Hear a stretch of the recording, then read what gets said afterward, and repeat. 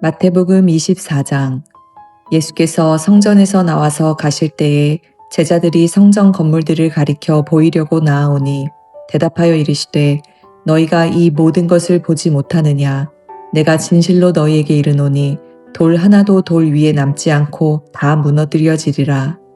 예수께서 감람산 위에 앉으셨을 때에 제자들이 조용히 와서 이르되 우리에게 이르소서 어느 때에 이런 일이 있겠사오며 또 주의 임하심과 세상 끝에는 무슨 징조가 있사오리이까.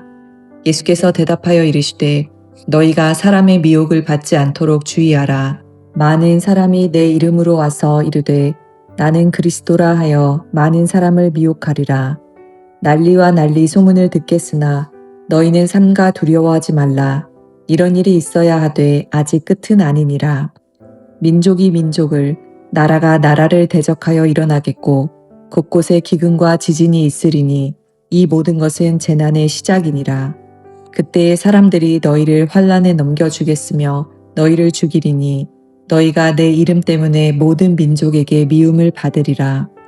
그때에 많은 사람이 실족하게 되어 서로 잡아주고 서로 미워하겠으며 거짓 선지자가 많이 일어나 많은 사람을 미혹하겠으며 불법이 성함으로 많은 사람의 사랑이 식어지리라.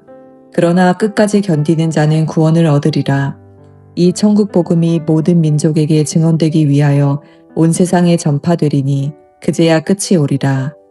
그러므로 너희가 선지자 다니엘이 말한 바 멸망에 가증한 것이 거룩한 곳에 선 것을 보거든 읽는 자는 깨달을진저 그때에 유대에 있는 자들은 산으로 도망할지어다.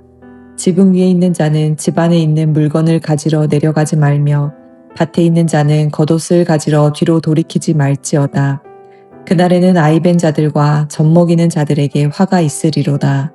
너희가 도망하는 일이 겨울에나 안식일에 되지 않도록 기도하라. 이는 그때에 큰 환난이 있겠음이라. 창세로부터 지금까지 이런 환난이 없었고 후에도 없으리라. 그 날들을 감하지 아니하면 모든 육체가 구원을 얻지 못할 것이나 그러나 택하신 자들을 위하여 그 날들을 감하시리라. 그때에 사람이 너희에게 말하되 보라 그리스도가 여기 있다 혹은 저기 있다 하여도 믿지 말라. 거짓 그리스도들과 거짓 선지자들이 일어나 큰 표적과 기사를 보여 할 수만 있으면 택하신 자들도 미혹하리라. 보라 내가 너희에게 미리 말하였노라. 그러면 사람들이 너희에게 말하되 보라 그리스도가 광야에 있다 하여도 나가지 말고 보라 골방에 있다 하여도 믿지 말라. 번개가 동편에서 나서 서편까지 번쩍임 같이 인자의 임함도 그러하리라. 주검이 있는 곳에는 독수리들이 모일 것이니라. 그날 환난 후에 즉시 해가 어두워지며 달이 빛을 내지 아니하며 별들이 하늘에서 떨어지며 하늘의 권능들이 흔들리리라. 그때에 인자의 징조가 하늘에서 보이겠고 그때에 땅의 모든 족속들이 통곡하며 그들이 인자가 구름을 타고 능력과 큰 영광으로 오는 것을 보리라. 그가 큰 나팔소리와 함께 천사들을 보내리니 그들이 그의 택하신 자들을 하늘 이 끝에서 저 끝까지 사방에서 모으리라.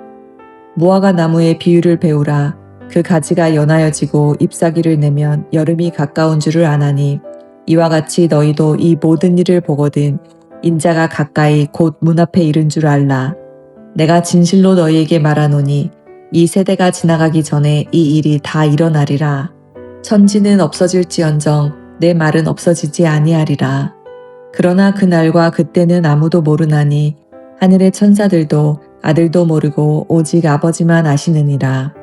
노아의 때와 같이 인자의 임함도 그러하리라. 홍수 전에 노아가 방주에 들어가던 날까지 사람들이 먹고 마시고 장가들고 시집가고 있으면서 홍수가 나서 그들을 다 멸하기까지 깨닫지 못하였으니 인자의 임함도 이와 같으리라. 그때에 두 사람이 밭에 있음에 한 사람은 데려가고 한 사람은 버려둠을 당할 것이요 두 여자가 맷돌질을 하고 있음에 한 사람은 데려가고 한 사람은 버려둠을 당할 것이니라. 그러므로 깨어 있으라. 어느 날에 너희 주가 임할는지 너희가 알지 못함이니라. 너희도 아는 바니 만일 집주인이 도둑이 어느 시각에 올 줄을 알았더라면 깨어 있어 그 집을 뚫지 못하게 하였으리라. 이러므로 너희도 준비하고 있으라. 생각하지 않은 때에 인자가 오리라. 충성되고 지혜 있는 종이 되어 주인에게 그 집 사람들을 맡아 때를 따라 양식을 나눠줄 자가 누구냐? 주인이 올 때에 그 종이 이렇게 하는 것을 보면 그 종이 복이 있으리로다. 내가 진실로 너희에게 이르노니 주인이 그의 모든 소유를 그에게 맡기리라.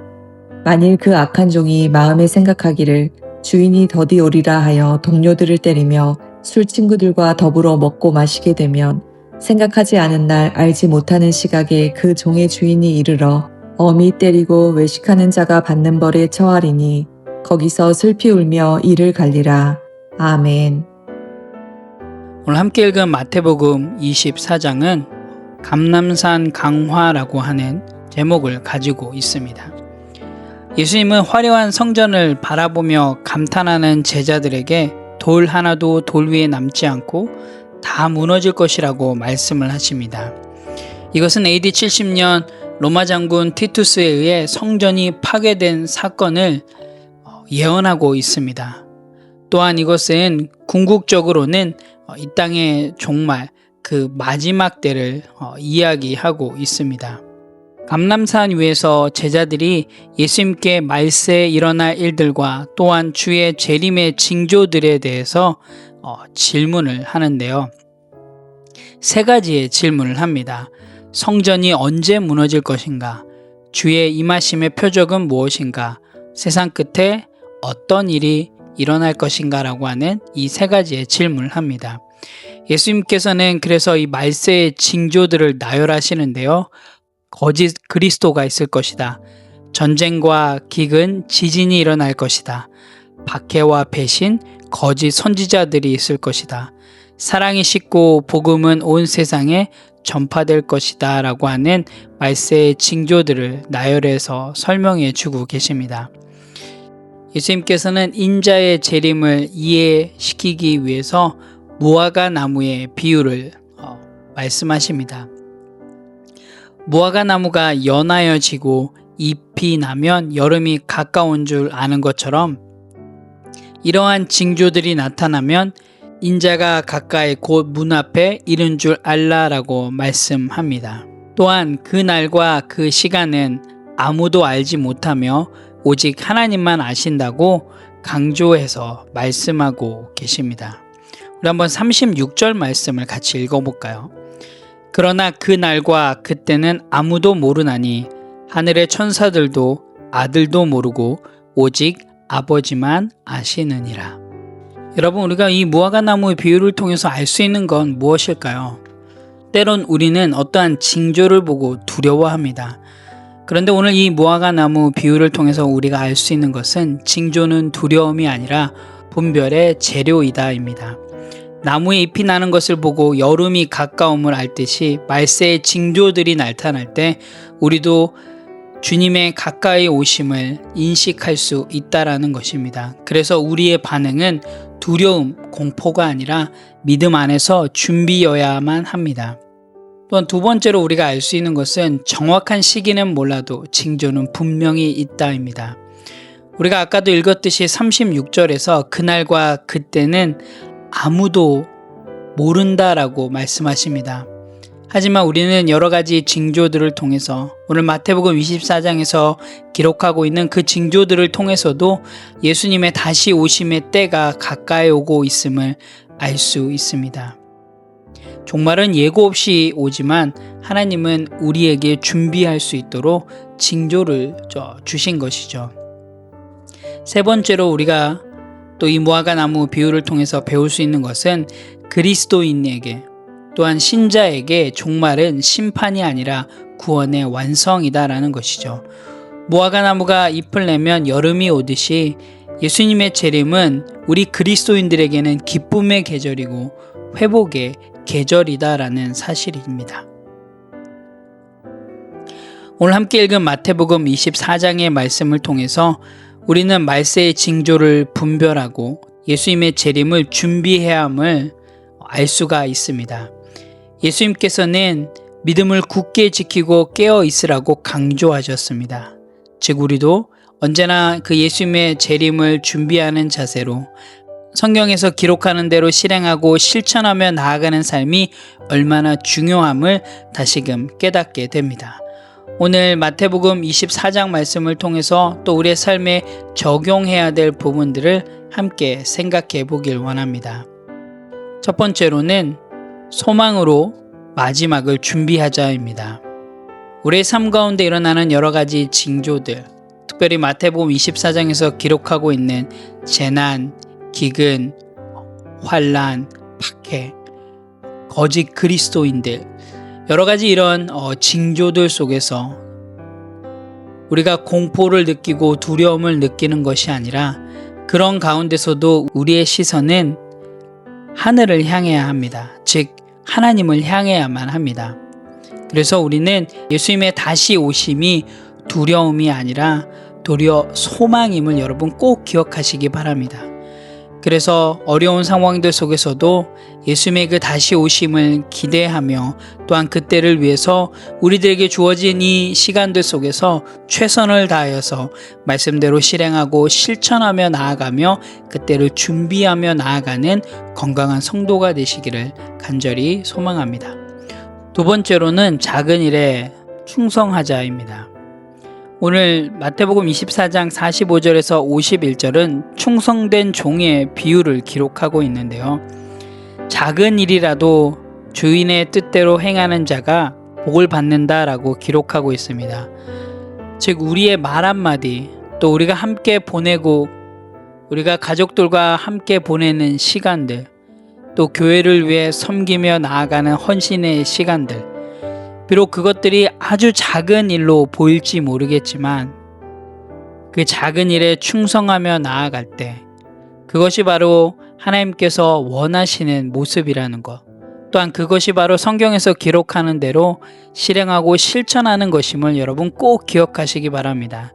오늘 하루도 여러분에게 주어진 그 작은 일에 최선을 다하십시오. 그리고 성경에서 이야기하는 대로 실행하고 실천하기에 최선을 다하십시오. 그 작은 일일지 모르겠지만 그것을 통하여서 하나님의 일하심이 드러날 것이고 또한 그것을 통하여 복음이 드러날 수 있을 것입니다. 오늘 하루도 말씀 가운데 최선을 다하시는 그런 건강한 성도의 삶이 되시기를 간절히 소망합니다. 함께 기도하겠습니다. 하나님 참 감사합니다. 오늘도 하나님의 말씀 앞에 나아갑니다. 하나님, 저희가 때로는 하나님의 말씀을 들으면서 특별히 오늘 24장의 말씀인 이 마지막 때의 말씀을 들으면서 언제일까만 신경 쓰고 어떻게 살아야 할지를 잊고 살아갈 때가 참 많았습니다.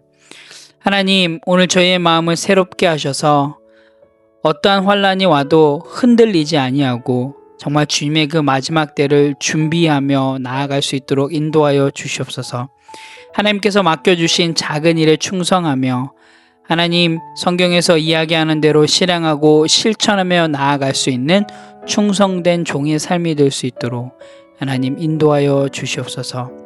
하나님 어떠한 상황 속에서도 저희들의 시선이 흔들리지 아니하고 저희들의 입술을 통하여서 정말 주님이 우리의 삶의 주권자이심이 매순간 고백되어지는 그런 귀한 하루가 될 수 있도록 인도하여 주시옵소서. 감사드립니다. 예수님의 이름으로 기도합니다. 아멘.